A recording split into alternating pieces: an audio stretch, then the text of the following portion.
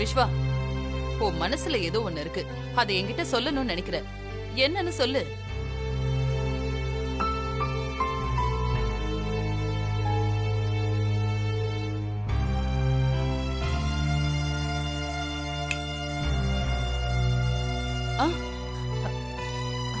ஐயோ, கரண்ட் போயிடுச்சுடா. ஆமாமா, கரண்ட் இல்ல போல இருக்கு. ஐயோ. சரிடா, சொல்லு, என்ன விஷயம்? என்னடா?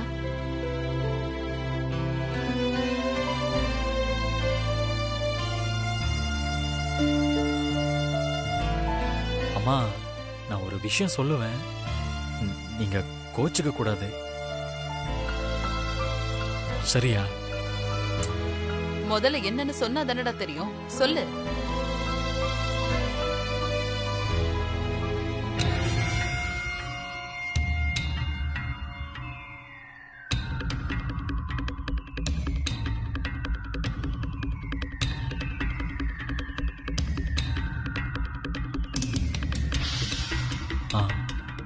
லக்ஷ்மிக்கு எனக்கும். லக்ஷ்மிக்கும் உனக்கும்?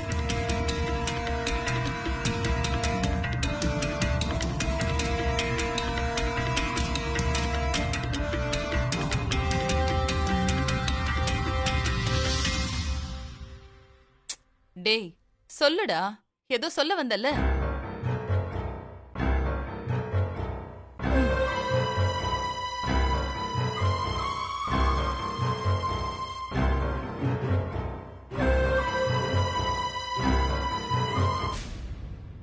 அம்மா,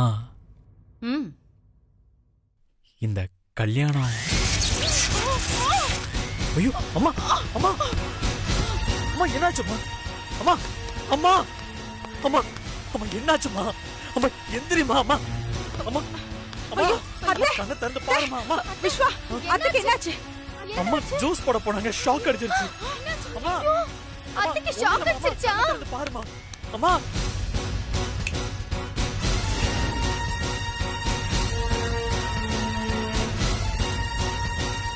அம்மா, அம்மா, அம்மா, மிக்ஸில வயர் கட் ஆயிருக்குடா, அதனால தான் அத்தைக்கு ஷாக் அடிச்சிருக்கு. ஐயோ, துளசி, சீக்கிரம் போய் டாக்டர் கூப்பிடு. அம்மா, சரி. அம்மா, அத்தை கண்ணை திறந்து பாருமா. அம்மா, அத்தை, கண்ணை திறந்து பாருமா. அம்மா, உனக்கு ஒண்ணு இல்லம்மா. அம்மா, ஐயோ, பயப்படாத விஸ்வா, அத்தைக்கு பல்ஸ் எல்லாம் இருக்குப்பா. அவங்கள பெட்ரூம்ல படுக்க வைக்கலாம். லக்ஷ்மி, தூக்கு.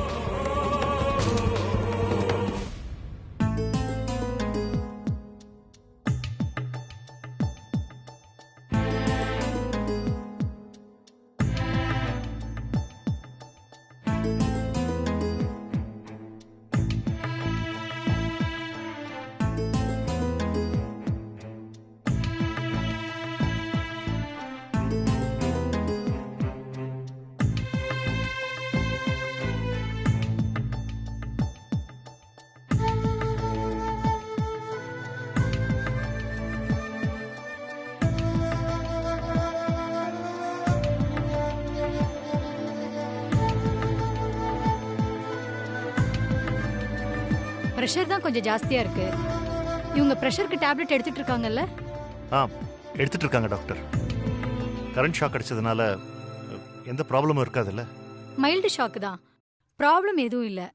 2 நாளைக்கு ஷாக் அடிச்ச கையால வெயிட் தூக்காம இருந்தா போதும். மத்தபடி ஒரு பிரச்சனையும் இல்ல சார்.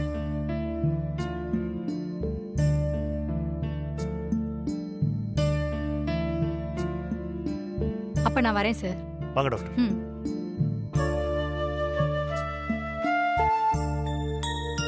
பைரவி, அதான் லட்சுமியும் துளசியும் வீட்டுல இருக்காங்கல்ல, அப்புறம் எதுக்காக நீ கிச்சன் பக்கம் போன? தேவையில்லாத வேலை பார்த்தா இப்படிதான்.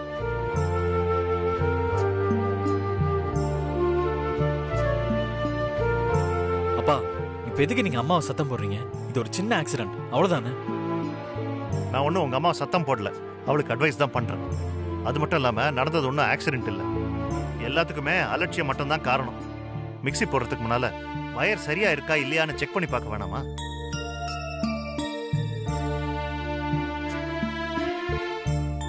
நான் காலையில சட்னி அரைக்க கூட மிக்ஸி போட்டேன் மாமா. அப்பெல்லாம் அது ஒழுங்கா தான் வேலை செஞ்சது. என்னமோ தெரியல, அத்தையோட போராத காலம் இப்படி ஆயிடுச்சு. உனக்கு ஷாக் அடிச்சிருந்தா ரொம்ப நல்லா இருந்திருக்கும். ஏன் துளசி, லக்ஷ்மி தான் துணி காய போடுறேன்னு மாடிக்கு போயிருந்தா, நீயாவது அத்தைக்கு என்ன வேணும்னு கேட்டிருக்கலாம்ல. நீ இப்படி பொறுப்பு இல்லாம இருந்ததுனாலதான் அத்தைக்கு இந்த மாதிரிலாம் ஆயிடுச்சு.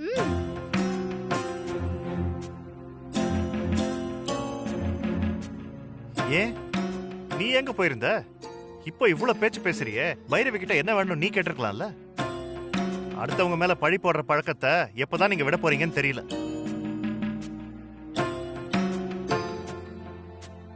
சரிங்க, அதை விடுங்க. நடந்தது நடந்து போச்சு. எதுக்கு இப்ப அவளை குறை சொல்றீங்க? நான் தான் கொஞ்சம் அலட்சியமா இருந்துட்டேன்.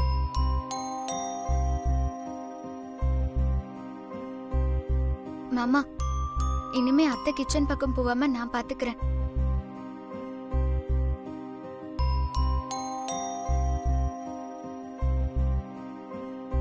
அத்தை, இனிமே உங்களுக்கு என்ன வேணாலும் என்கிட்ட கேளுங்க.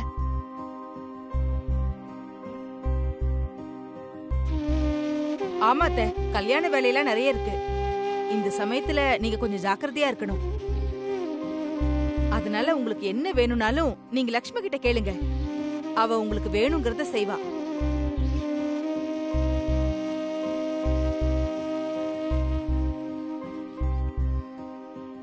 அத்தை, ஆமா அத்தை, இனி எதுவா இருந்தாலும் என்கிட்டே கேளுங்க. ஏன் ஏதாவது நடந்ததுக்கு அப்புறம் தான் உங்களுக்கு எல்லாம் புத்தி வருமா? இதுல ஏன் கிட்ட கேளுங்க ஏன் கிட்ட கேளுங்கன்னு போட்டி வேற. நீங்க எல்லாம் திருந்தவே மாட்டீங்களா?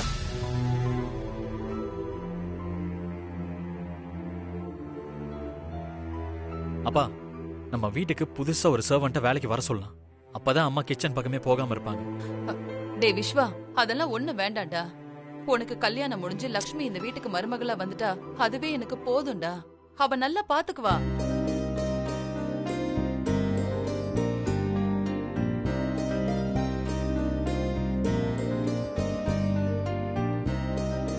பாத்தியா விஸ்வா, உங்க அம்மா எந்த நேரத்துல எதை பத்தி பேசிட்டு இருக்காங்க? இப்ப நான் என்ன தப்பா பேசிட்டேன்னு சொல்றீங்க? விஸ்வாவுக்கும் லக்ஷ்மிக்கும் கல்யாணம் நல்லபடியா நடக்கணுங்கிற கவலை தாங்க என் மனச போட்டு பாடா படுத்திட்டு இருக்கு. என் பையனோட கல்யாணத்தை பாக்குறதுக்கு முன்னாடியே எனக்கு ஏதாவது ஆயிடுமோன்னு பயமா வேற இருக்கு. அதனாலதான் நான் அப்படி சொன்னேன்.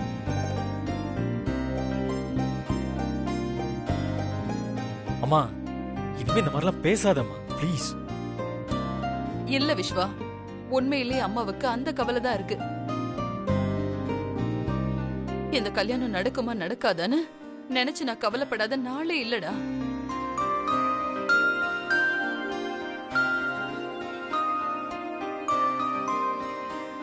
நான் ஆசைப்பட்ட மாதிரி உன் கல்யாணம் நல்லபடியா முடிஞ்சிருச்சுன்னா அதுக்கப்புறம் நான் நிம்மதியா கண்ணை மூடிடுவேன்டா.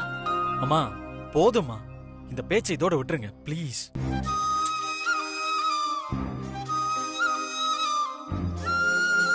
உங்க அம்மா சிம்பதியை கிரியேட் பண்ணி உன் மனசை மாத்த பாக்குறான். நீ ஏமாந்துறாதடா.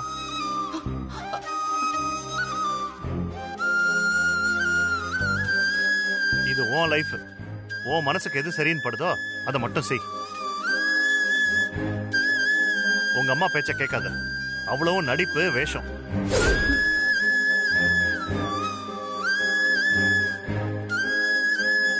பார்த்து புத்திசாலித்தனமா நடந்துக்கோ, அவ்வளவுதான் நான் சொல்வேன். டேய், உங்க அப்பா பேசுனதை கேட்டியாடா?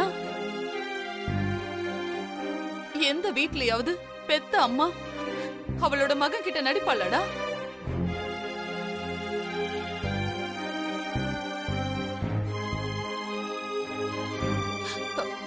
நான் என்ன வேஷமாடா போடுறேன்? எப்படி மனசாட்சி இல்லாம பேசுறாரு பாத்தியா?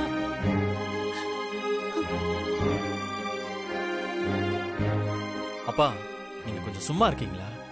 எந்த நேரத்துல என்ன பேசணும்னு உங்களுக்கு தெரியாதா? அம்மா என்கிட்ட தானே பேசிட்டு இருக்காங்க. நீங்க எதுக்கு இன்டர்ஃபியர் ஆகுறீங்க? விடுங்கப்பா. நான் சொல்ல வேண்டியதை சொல்லிட்டேன்டா. அப்புறம் உன் இஷ்டம். இது பாரு, என் பேச்ச கேட்காம உங்க அம்மா பேச்ச கேட்டேன்னா உன் லைஃப் தான் வீணா போகும்.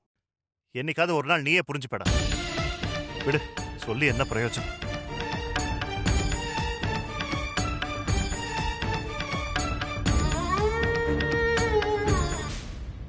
அம்மா அப்பா பேசினதை நினைச்சு நீங்க டென்ஷன் ஆகாதீங்க. நல்லா தூங்கி ரெஸ்ட் எடுங்க.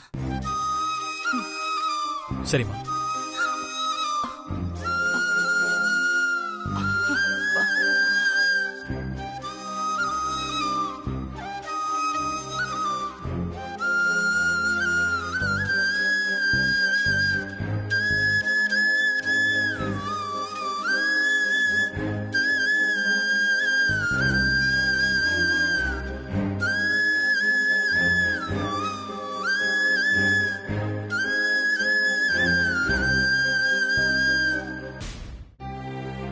ஓகே டாக்டர், நீங்க சொன்ன மெடிசன்ஸ் எல்லாம் கரெக்டா எடுத்துக்க சொல்றேன். அம்மா இன்னைக்கு நார்மல் ஆயிடுவாங்களா டாக்டர்? நீங்க எதுக்கும் நாளைக்கு மார்னிங் வந்து அம்மாவை செக்அப் பண்ணீங்கன்னா கொஞ்சம் நல்லா இருக்கும். Okay doctor. Thanks doctor.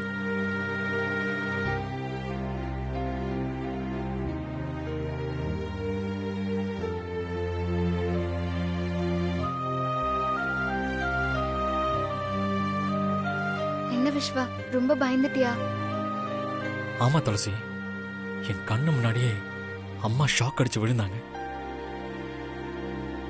அத பார்த்ததுல இருந்தே ஒரு நிமிஷம் அப்படியே ஹார்ட் ஸ்டாப் ஆயிடுச்சு. எனக்கும் உன்ன மாதிரி தான் விஸ்வா.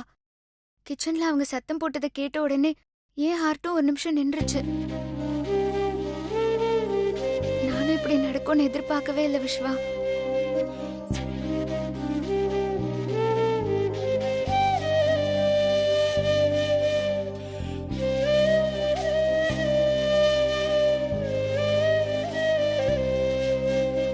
நான் இன்னைக்கு நம்ம விஷயத்த அம்மாட்ட பேசிடலான்னு நினைச்சுதான் அம்மாவை பார்க்க போனேன்.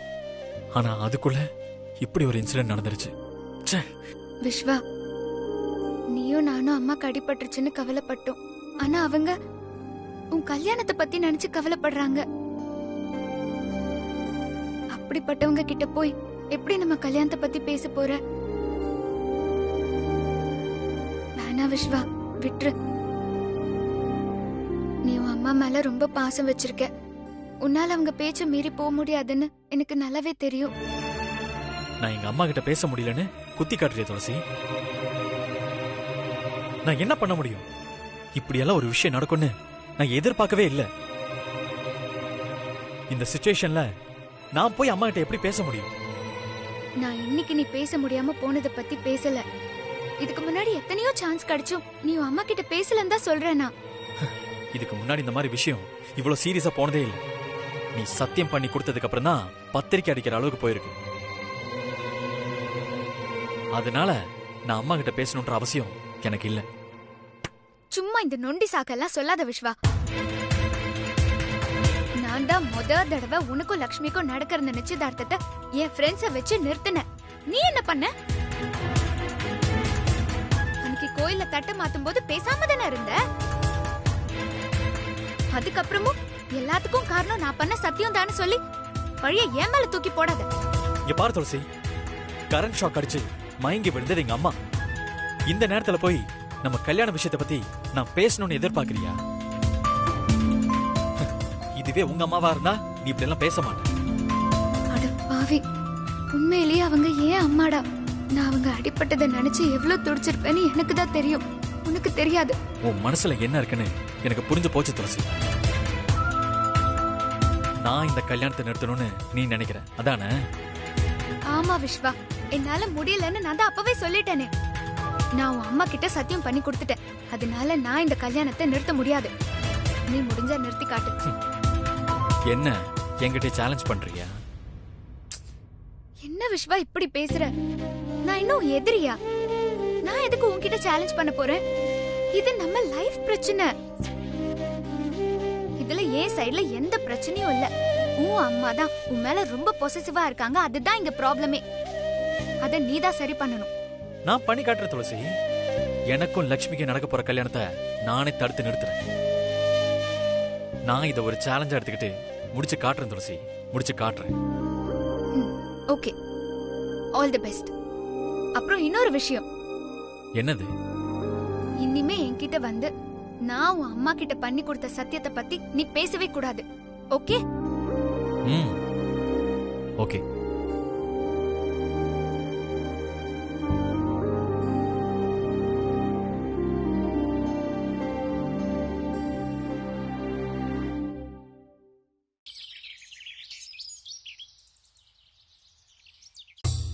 கல்யாண பத்திரிக்கைலாம் கூட அடிச்சாச்சு.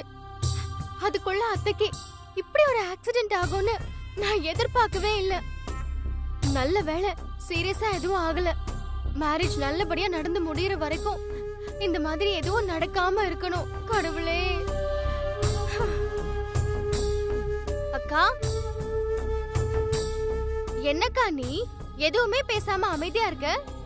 அத்தைக்கு இப்படி ஆயிடுச்சேன்னு அப்செட்டா இருக்கியா? அப்செட் ஆகலடி. அத்தைக்கு அடிபட்டதை பார்க்கும்போது எனக்கு வேற ஒரு ஐடியா தோணுது. அத பத்தி தான் யோசிச்சுட்டு இருக்கேன்.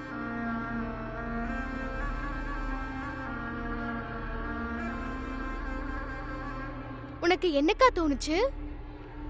அத்தைக்கு கரண்ட் ஷாக் அடிச்சதுல மயக்கமாயி பெட்ல படுத்திருந்தாங்கல்ல, அப்போ விஸ்வா முகத்துல ஒரு பயம் தெரிஞ்சது. அத நீ கவனிச்சியா? பயம் இல்லாம இருக்குமாக்கா? அவங்க அம்மானா விஸ்வா மாமாக்கு உயிராச்சே. அவங்களுக்கு ஏதாவது ஒண்ணு ஆச்சுன்னா மாமாவால தாங்கிக்கவே முடியாது. எனக்கும் அது தெரியும் லக்ஷ்மி. அதுக்கப்புறம் ராஜன் மாமா விஸ்வா கிட்ட பேசினதை நீ கவனிச்சியா? நான் சரியா கவனிக்கலையே. என்னக்கா பேசினாரு? உங்க அம்மா சிம்பத்திய கிரியேட் பண்ணி இந்த கல்யாணத்துக்கு உன்னை சம்மதிக்க வைக்கிறதுக்கு ட்ரை பண்றா. அதுக்கு நீ ஒத்துக்காத விஸ்வான்னு சொன்னாரு. அத நீ கவனிச்சியா? ஆமா, அத கவனிக்க வேற செய்யணுமா? மாமாவுக்கு தான் எனக்கும் விஸ்வா மாமாக்கும் கல்யாணம் நடக்கிறது பிடிக்கவே இல்லையே. அவர் அப்படிதான்க்கா பேசுவாரு. அவர் சொன்னதுல இருந்து எனக்கு ஒரு ஐடியா தோணுச்சு. அத பத்தி தான் நான் ரொம்ப நேரமா யோசிச்சுட்டு இருக்கேன். ஐயோ, எனக்கு தலையே பிச்சுக்கலான்னு இருக்கு. எதுவா இருந்தாலும் கொஞ்சம் எனக்கு புரியுற மாதிரி சொல்லேக்கா. பைரவி அத்தைக்கு ஒரு சின்ன ஷாக் அடிச்சதுக்கே விஸ்வா இவ்ளோ பயப்படுறான். இதுவே அத்தைக்கு ஒரு பெரிய ஆக்சிடென்ட் நடந்தா அவன் என்ன பண்ணுவான்? ரொம்பவே ஆடி போயிடுவான்ல. ஐயோ, என்னக்கா நீ அத்தைக்கு பெரிய ஆக்சிடென்ட் பண்றேன்னு ஏதாவது பிளான் பண்ணி என் கல்யாணத்துக்கு நீயே ஒல வச்சிராதக்கா. ஏய், உன் அக்கா அப்படிலாம் முட்டாள்தனமா யோசிக்க மாட்டேன். நீ ஒன்னும் கவலைப்படாத. அப்போ அத்தைக்கு ஒரு பெரிய ஆக்சிடென்ட்னு ஐடியா வேற சொன்னியே, அதுக்கு என்னக்கா அர்த்தம்? ஆக்சிடென்ட்னா ஆக்சிடென்ட் இல்லடி. ஆக்சிடென்ட் மாதிரி ஒரு செட்டப், ஒரு டிராமா. அத்தைக்கு பெருசா அடிபட்ட மாதிரி செட்டப் பண்ணணும். அத பார்த்து விஸ்வா பயப்படணும். அவனோட பயத்தை யூஸ் பண்ணி அத்தை இந்த கல்யாணத்தை உடனே முடிக்கணும்னு சொல்லணும். அப்போ விஸ்வாவால எதுவும் சொல்ல முடியாது. உடனே நாமளும் இந்த கல்யாணத்தை நடத்தி முடிச்சிடலாம். எப்படி ஐடியா? என்னக்கா நீ தேவையில்லாம ஐடியா பண்றேன்னு சொல்லி என்னையே குழப்புற? இப்பதான் இந்த கல்யாணத்துல எந்த பிரச்சனையும் இல்லையே. பத்திரிக்கைலாம் கூட அடிச்சாச்சுல. ஏய் லக்ஷ்மி, பத்திரிக்கை அடிச்ச எத்தனையோ கல்யாணம் நின்னு போயிருக்கு தெரியுமா உனக்கு? இங்க ராஜன் மாமா ஒரு பக்கம், விஸ்வா ஒரு பக்கம் இந்த கல்யாணத்தை நிறுத்த ட்ரை பண்ணிக்கிட்டே இருக்காங்க. அதனால நம்ம ஸ்ட்ராங்கா ஒரு ஐடியா பண்ணாதான் இந்த கல்யாணத்தை நடத்த முடியும். எல்லாம் உன்னோட நல்லதுக்காக தாண்டி சொல்றேன். அதுக்காக அத்தைக்கு ஆக்சிடென்ட்ங்கற ஐடியாலாம் கொஞ்சம் ஓவரா தெரியுதுக்கா. இது பாரு லக்ஷ்மி, உன் கழுத்துல விஸ்வா தாலி கட்டணும்னா நான் சொல்றத மட்டும் நீ கேளு. இல்ல இந்த கல்யாணம் நடக்காமலே போயிடும். அப்புறம் அழுது புலம்பி எந்த பிரயோஜனமும் இல்ல. பாத்துக்கோ. சரி, இப்ப நான் என்ன பண்ணணும்னு சொல்லுக்கா. நான் அதையே செய்யறேன். முதல்ல அந்த பூஜை ரூம்ல இருக்கிற கல்யாண பத்திரிக்கை மேல கற்பூரத்தை போட்டு எரிச்சிட்டு வா. போ.